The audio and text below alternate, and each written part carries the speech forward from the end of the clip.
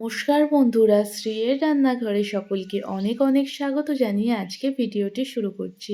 আর আজকে দারুণ স্বাদের একটি চিকেনের রেসিপি আপনাদের সাথে শেয়ার করব।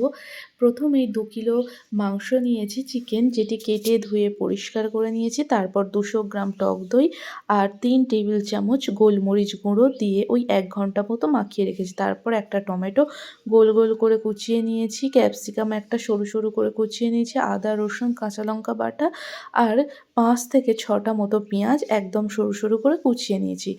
এছাড়াও এই মাংসের ঝোলের জন্য আমি কয়েক পিস আলুও ব্যবহার করব। তারপর উনুন ধরিয়ে কড়াইটি গরম করে তাতে কয়েকটি গোটা মশলা খুব ভালো করে ভেজে নেব। এখানে দিয়েছি 5 থেকে 6টা মতো শুকনো লঙ্কা, হাফ চামচ জিরে আর 1 টেবিল চামচ ধনে খুব ভালো করে ভেজে নিয়েছি। তারপর মশলাটি একদম গুঁড়ো করব না, হামানদিস্তায় ভাঙা ভাঙা করে গুঁড়ো করে নেব। তারপর ওই কড়াইতেই বেশ কিছুটা পরিমাণে সর্ষের তেল দিয়ে তাতে আগে থেকে ধুয়ে রাখা আলুগুলি দিয়ে ভালো করে ভেজে নেব। আর এরই সাথে নুন আর হলুদের গুঁড়ো দিয়ে আলুগুলি লাল করে ভেজে নেব। এতে চিকেনের মধ্যে আলুগুলি খেতে ভীষণ ভালো লাগবে। আমরা যে কোনো অনুষ্ঠানে কিংবা বাড়িতে লোকজন আসলে চিকেন কিংবা মাটন খুব তাড়াতাড়ি হবে এমন কোনো রেসিপি ট্রাই করতে চাই, তো এই রেসিপিটি একবার বানিয়ে দেখতে পারেন। কারণ এটি ফ্রায়েড রাইস, পোলাও কিংবা জিরা ঘি রাইস, প্লেন রাইসের সাথে খেতে কিন্তু ভীষণ ভালো হয়। আর বাড়িতে লোকজন আসা মানে একটু সামান্য গ্রেভি কিংবা একটু ঝোল, আলু এগুলো তো লাগেই। তার জন্য এই হালকা ঝোল আর আলু দিয়ে যদি আপনারা এই চিকেনটা বানান, এটি খেতে যেমন সুন্দর হবে আর বানাতেও কিন্তু বেশি টাইম লাগে না। আর আলুগুলি ভাজা হয়ে গেছে লাল লাল করে, আলুগুলি তুলে নেব। তারপর ওই কড়াইতেই আরও কিছুটা পরিমাণে সর্ষের তেল দিয়ে দেব। এই রান্নাটিতে তেলের পরিমাণটা একটু বেশি দিচ্ছি, এতে টেস্টটা ভালো আসবে। তারপর তাতে 3টে মতো তেজপাতা দিয়ে দেব। কয়েক সেকেন্ড পর দিয়ে দেব কুচিয়ে রাখা পেঁয়াজগুলি। পেঁয়াজগুলি দেওয়ার পর খুব ভালো করে তেলের মধ্যে পেঁয়াজগুলি ভাজতে হবে। পেঁয়াজগুলি এখানে আমি 6টা মতো পেঁয়াজ একদম সরু সরু করে কুচিয়ে নিয়েছি 2 কিলো মাংসের জন্য। আর আদা রসুন ব্যবহার করেছি 50 গ্রাম আর 25 গ্রাম মতো কাঁচা লঙ্কা। পেঁয়াজগুলি যখন হালকা ভাজা ভাজা হয়ে যাবে তখন তার মধ্যে আদা রসুন আর কাঁচা লঙ্কা বাটাটি দিয়ে দেব। দিয়ে তেলের উপর কয়েক মিনিট খুব ভালো করে কষাতে হবে, যতক্ষণ না আদা রসুনের কাঁচা গন্ধটি যায় আর কালারটা যতক্ষণ চেঞ্জ না হয়ে যায় ততক্ষণ পেঁয়াজের সাথে আদা রসুন খুব ভালো করে কষাতে থাকবো। এই সময় টাইমটা একটু বেশি লাগে, কিন্তু যত বেশি ভালো করে কষানো হবে তত কিন্তু টেস্টটা ভালো আসবে। সব সময় চিকেন কষাতে একটু টাইম লাগে, চিকেন কিংবা মাটন, কিন্তু কষা যত ভালো হয় চিকেনের টেস্টটাও তত ভালো হয়। তারপর টক দইয়ে মিশিয়ে রাখা চিকেনগুলি কড়াইতে দিয়ে দেব। আর এই সময় টক দইগুলি থেকে চিকেনগুলি এভাবে হাতের সাহায্যে জল ঝরিয়ে তুলতে হবে, কারণ সব সময় যদি দিয়ে দেওয়া হয় চিকেন থেকে জল বেরিয়ে যাবে। তাই হাত দিয়ে এভাবে চিকেনগুলি কড়াইতে দিয়ে দেব। তারপর বেশ কিছুক্ষণ কষাতে থাকবো। আর এই কষাতে কষাতেও চিকেন থেকে যখন জল রিলিজ হয়ে যাবে তখন কিন্তু জলের পরিমাণটা খুব বেশি হবে না, কিন্তু যদি ওই ম্যারিনেট করা সমস্ত সব কিছু একেবারে ঢেলে দেওয়া হয় তাহলে অনেকটা জল বেরিয়ে যাবে, তখন চিকেন কষাটা ততটাও ভালো হবে না।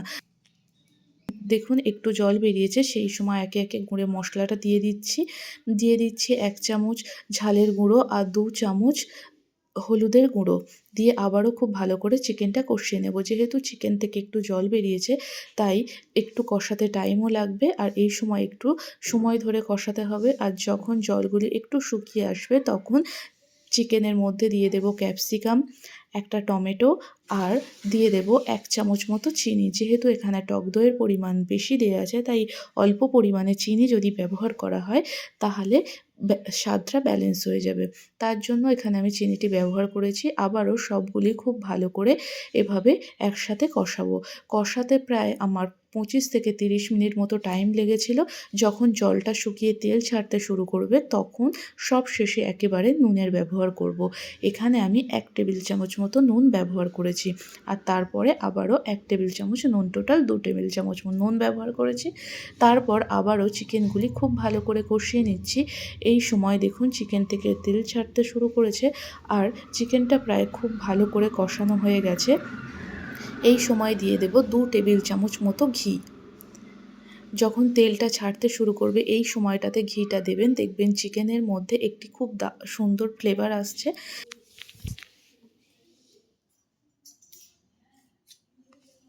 আর যে ভাজা মশলাটি বললাম একটু গুঁড়ো করে রেখেছিলাম, সেই ভাজা মশলাটি দিয়ে দেব 2 টেবিল চামচ। আর 1 টেবিল চামচ রেখে দেব সব শেষে ব্যবহারের জন্য। ভাজা মশলাটি দিয়ে আবারও কিছুক্ষণ কষিয়ে নিলাম।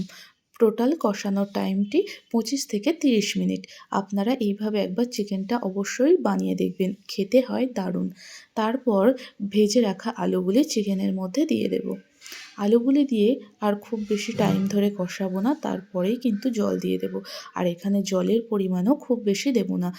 ঝোলটা খুব বেশি পাতলাও হবে না আর খুব বেশি গাঢ়ও হবে না। একটু মিডিয়াম রেখে ঝোলটা বানাবো। আর যে ম্যারিনেট করা টক অবশিষ্টটা ছিল সেটি দিয়ে দেব। দিয়ে 1 কাপ মতো জল দিয়ে ঢাকা দিয়ে দেব। আর ঢাকা দিয়ে উনুনের আঁচটি একদম কমিয়ে আরও 20 মিনিট মাংসগুলি সিদ্ধ হতে দেব। দেখুন 20 মিনিট পর ঢাকাটি খুলেছি। চিকেন, আলু খুব ভালো করে সিদ্ধও হয়ে গেছে আর দারুণ কালারও লাগছে। আর খেতেও কিন্তু দারুণ হয়েছিল। আর যে ভাজা মশলাটি বাকি ছিল সেটি 1 টেবিল চামচ দিয়ে দিয়েছি। আর দিয়ে দেব 1/2 টেবিল চামচ মতো গরম মশলা গুঁড়ো। দিয়ে 5 মিনিট মতো ঢাকা দিয়ে তারপর নামিয়ে নেব। তৈরি হয়ে গেছে দারুণ স্বাদের চিকেনের একটি রেসিপি। আপনারা অবশ্যই বাড়িতে এটি বানিয়ে দেখবেন। আর কেমন লাগলো কমেন্ট করে জানাবেন। আর আমার ভিডিওটি ভালো লাগলে অবশ্যই লাইক দিয়ে দেবেন। কোনো নতুন বন্ধু হয়ে থাকলে চ্যানেলটিকে অবশ্যই সাবস্ক্রাইব করে পাশে থাকবেন। আর ফেসবুক পেজ থেকে দেখলে পেজটিকে ফলো করে পাশে থাকবেন। আর ভিডিওটি পুরো দেখার জন্য অসংখ্য ধন্যবাদ। আর আমি গরম গরম ভাতের সাথে এভাবে চিকেনের রেসিপিটি সার্ভ করব। আর আপনারা দেখুন চিকেনের ঝোলটা কতটা সুন্দর হয়েছে। আপনারা যে কোনো অনুষ্ঠানে কিংবা বাড়িতে অতিথি আসলে কিংবা বাড়িতে যে কোনো সময় এই রেসিপিটি একবার বানিয়ে দেখবেন আর কমেন্ট করে জানাবেন কেমন হয়েছে। দেখা হচ্ছে আপনাদের সাথে পরের কোনো ভিডিওতে।